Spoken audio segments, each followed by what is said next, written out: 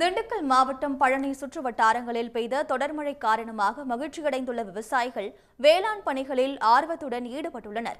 பழனி மற்றும் சுற்று வட்டாரங்களில் உள்ள கணக்கன்பட்டி, கோம்பைப்பட்டி, சத்திரப்பட்டி உள்ளிட்ட இடங்களில் ஏராளமான மானாவாரி நிலங்கள் அதிக அளவில் உள்ளன. இந்த கிராமங்களில் தண்ணீர் அதிகம் தேவைப்படாத சோளம், உளுந்து, பருத்தி, சூரியகாந்தி உள்ளிட்டவைகளை விவசாயிகள் பயிரிட்டுள்ளனர்.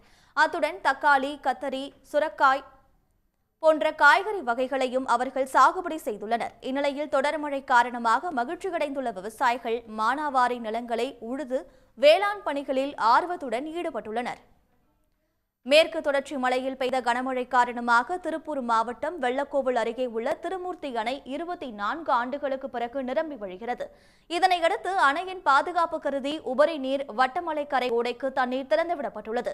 வறண்டு கிடந்த வட்டமலை கரைக்கு 25 ஆண்டுகளுக்கு பிறகு தண்ணீர் வந்துள்ளதால் மகிழ்ச்சியடைந்துள்ள விவசாயிகள் மேளதாளங்கள் மூலமாக மலர் தூவி பொங்கல் வைத்து வழிபாடு செய்தனர்.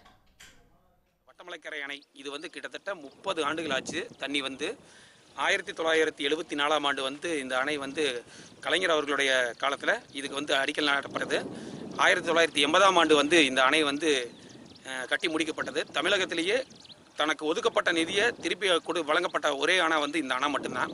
இப்போ கிட்டத்தட்ட பார்த்தீங்கன்னா 30 ஆண்டுகளுக்கு பிறகு இப்போ தண்ணி வந்துகிட்டு இருக்குது.